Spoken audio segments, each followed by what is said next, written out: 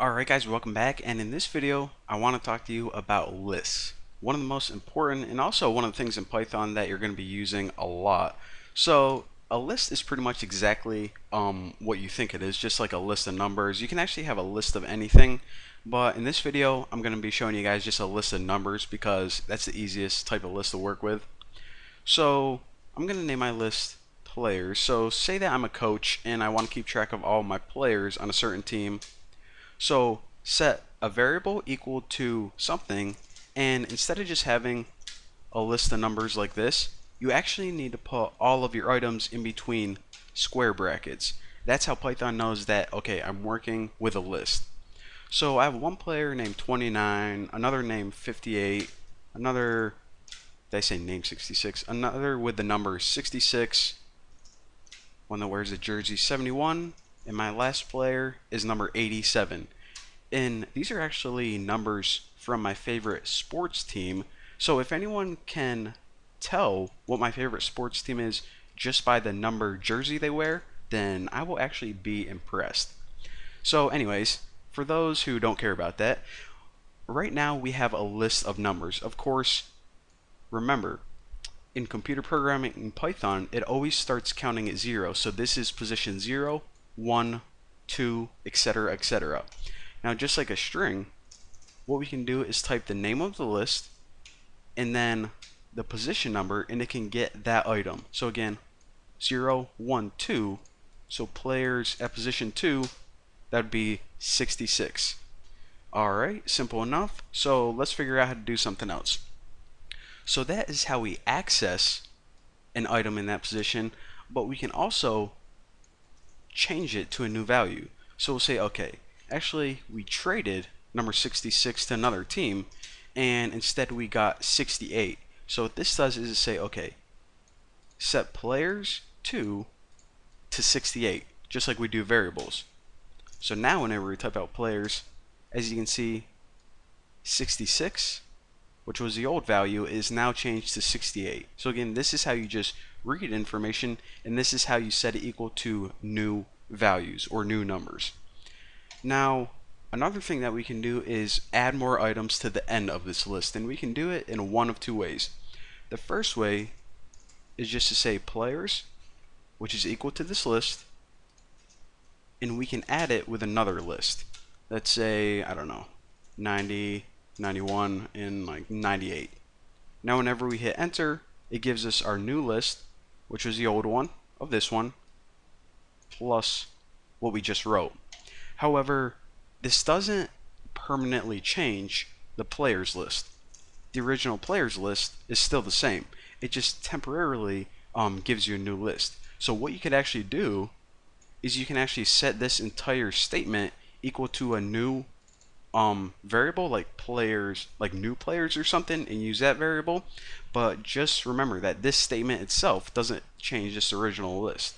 Now there are actually going to be some times where we do want to change the list permanently and add items on there that is going to affect the list itself. So in order to add items permanently, freaking caps lock, we can do players dot and call the function append.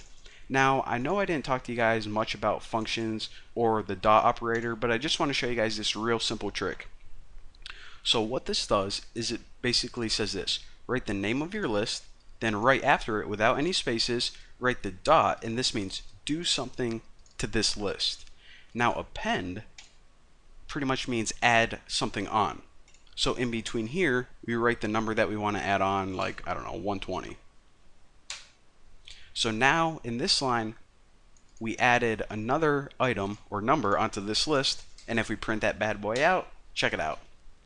This was our list before, and now here is our new list. So again, append permanently changes your list. The plus sign temporarily changes it. Alright, not bad, not bad. Lists are pretty freaking cool so far. Now, another thing I want to talk to you guys about is how to slice items from the list, just like we did with strings.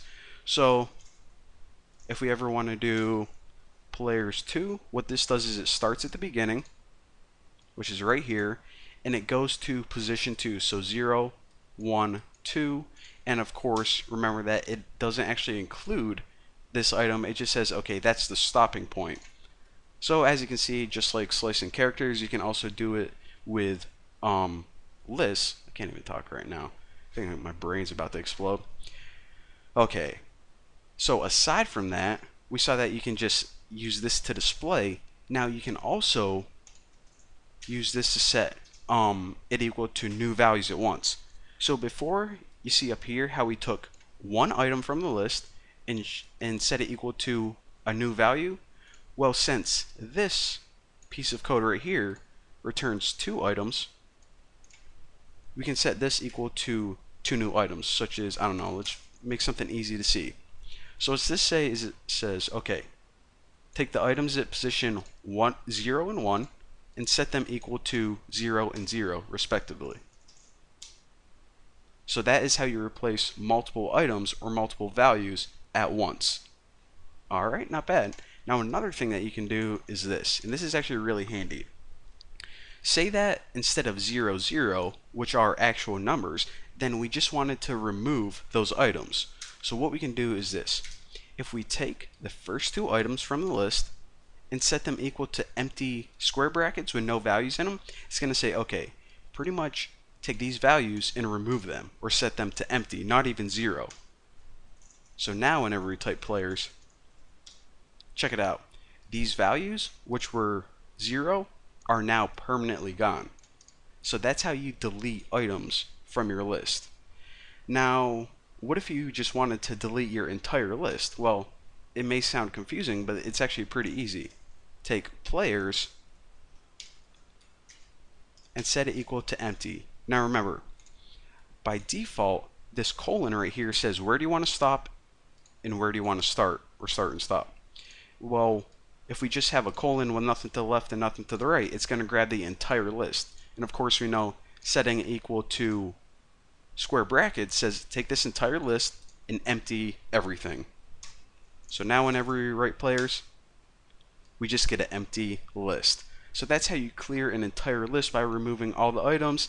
And again, I know this was a lot to cover with lists, but we are going to be using lists a lot. It's kind of intuitive, but it's kind of confusing at first. So you might have to watch this tutorial one more time. If you have any questions at all, then just ask me on my forum. I'll be happy to answer them for you. But for now, thank you guys for watching, and I'll see you guys in the next video.